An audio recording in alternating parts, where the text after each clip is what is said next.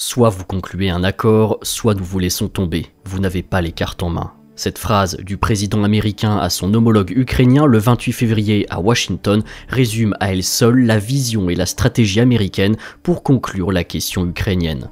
Sur le continent européen, l'Ukraine, du point de vue américain, est par définition un problème qu'il faut résoudre pour obtenir un résultat. Ce résultat devant répondre avant tout au précepte de l'America First, l'Amérique d'abord, déjà synthétisé dans la vidéo de novembre 2024, il est de retour. Ce début de mandat de Trump se caractérise par ce qu'on pourrait nommer une politique de pragmatisme transactionnel, où les intérêts économiques priment sur les principes idéologiques.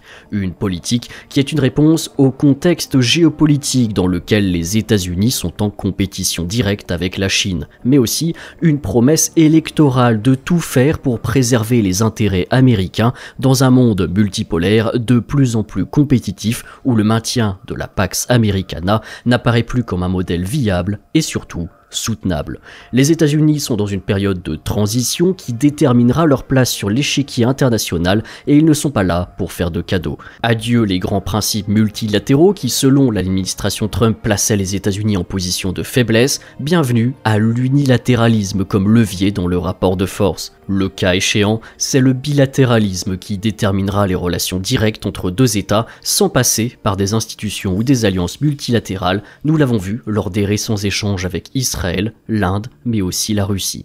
Mais dans tout ça, quelle est la stratégie américaine pour mettre un terme à la crise ukrainienne ?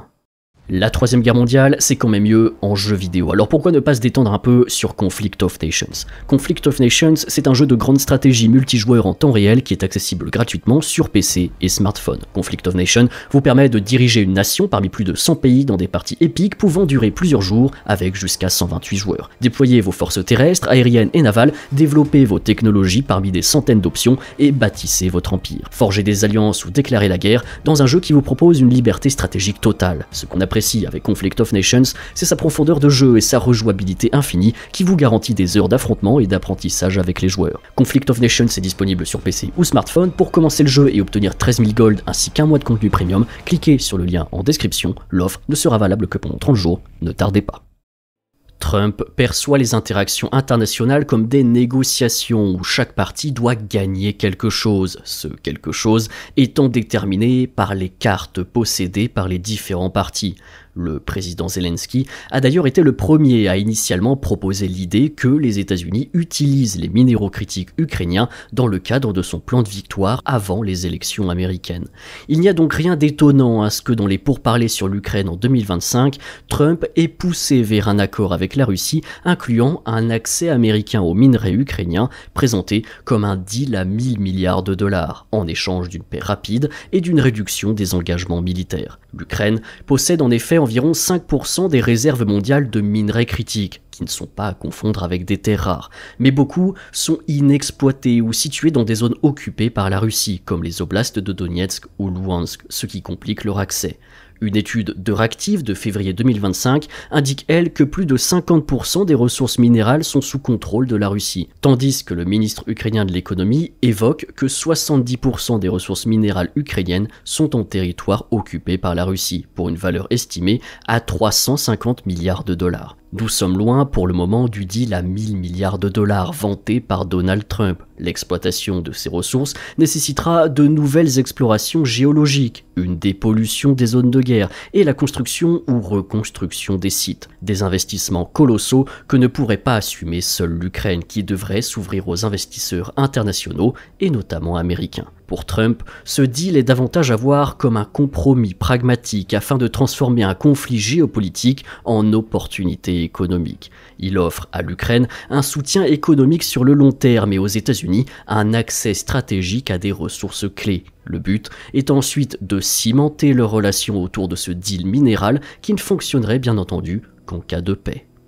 Le problème, c'est que les minéraux sont la seule carte de l'Ukraine pour négocier dans un format bilatéral avec les États-Unis. Leur objectif est donc logiquement d'abattre cette carte avec des conditions maximalistes, en estimant que le poids de ces ressources dans ce deal avec les États-Unis valait des garanties de sécurité, chose que les États-Unis ont refusé.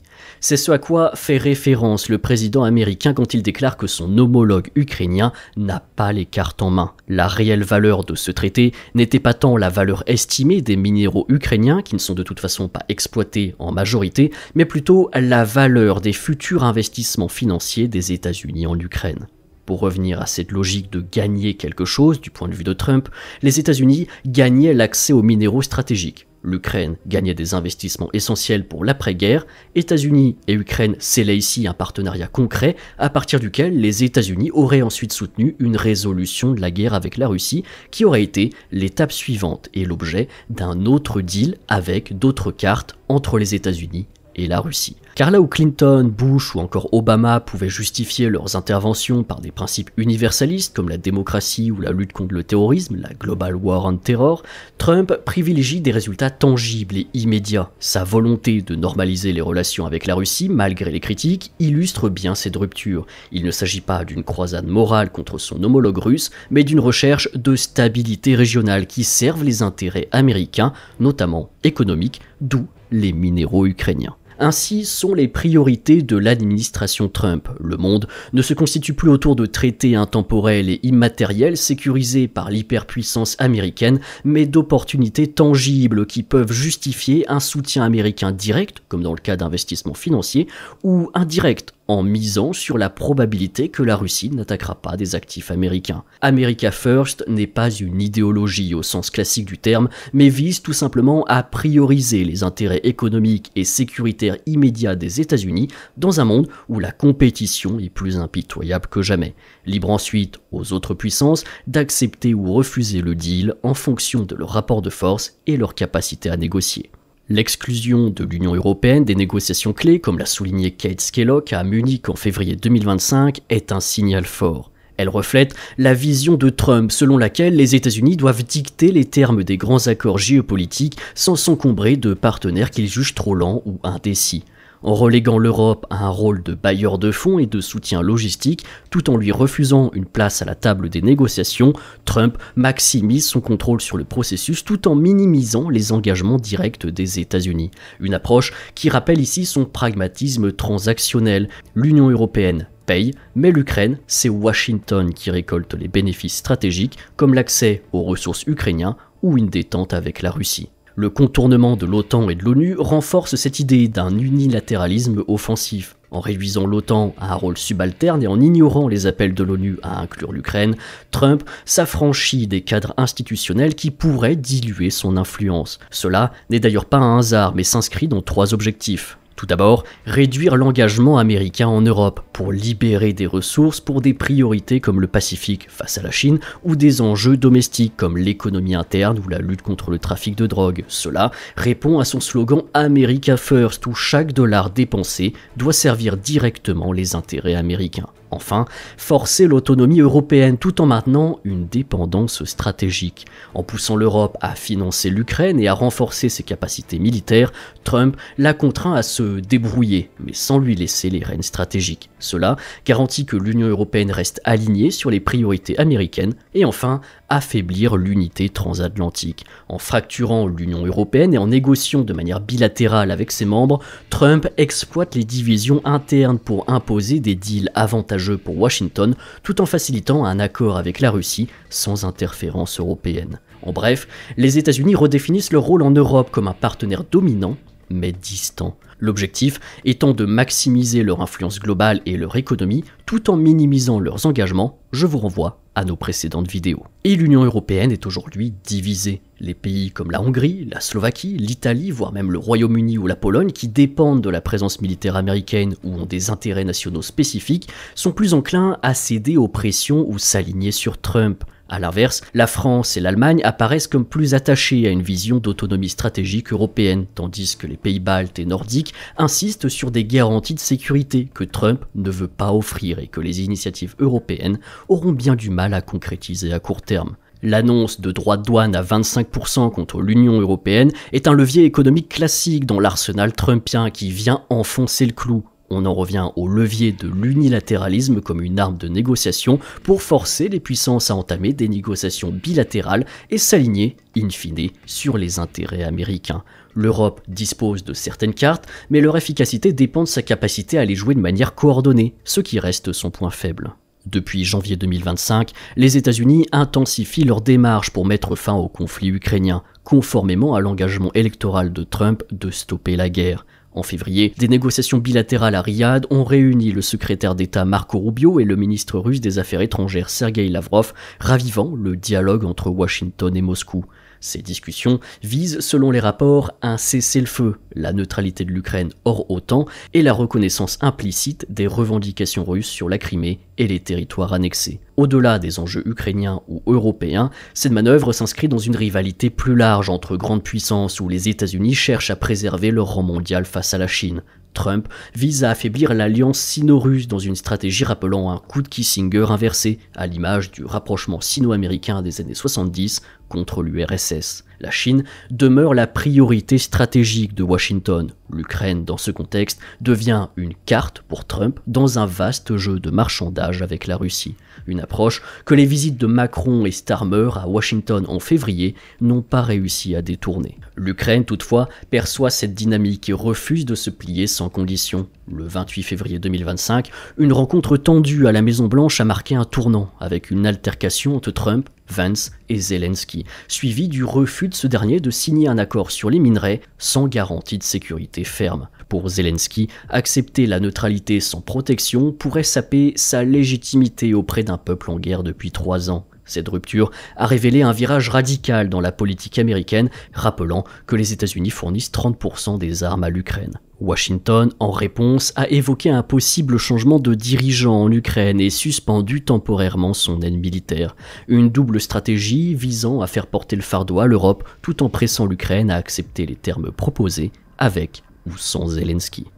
Cette approche ancrée dans un pragmatisme transactionnel mise sur un rapprochement stratégique et économique avec Moscou. Les États-Unis envisageraient de lever certaines sanctions économiques et de reconnaître de manière implicite les acquis territoriaux russes. L'objectif est encore double, désamorcer les tensions russo-occidentales pour éviter un conflit prolongé et coûteux, tout en affaiblissant l'axe sino-russe, perçu comme une menace croissante pour les intérêts américains. Pour la Russie, cette ouverture représente une opportunité et offrirait même à Vladimir Poutine une porte de sortie tout en consolidant sa sphère d'influence dans l'espace post-soviétique. Mais Moscou a aussi posé ses premières conditions.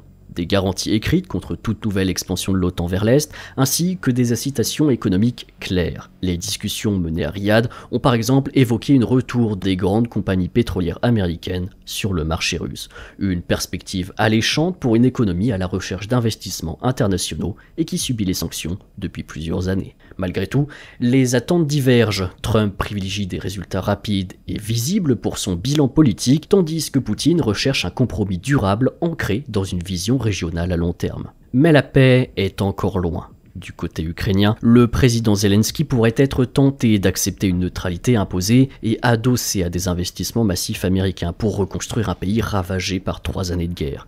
Le coût humain et matériel du conflit ukrainien ajoute une dimension tragique à cette réelle politique. Selon les estimations de l'ONU, la reconstruction de l'Ukraine nécessitera 524 milliards de dollars, un chiffre vertigineux qui illustre l'ampleur de la dévastation. Ce choix risquerait de provoquer une crise interne. La population ukrainienne et une partie de ses élites politiques pourraient rejeter toute concession territoriale sans garantie robuste de sécurité et de souveraineté. Une neutralité mal négociée pourrait déstabiliser le pays, voire raviver des tensions entre les factions. Pour la Russie, un accord serait acceptable s'il sécurise ses gains territoriaux et apaise ses relations avec l'Occident, lui permettant de se concentrer sur ses défis internes et notamment économiques.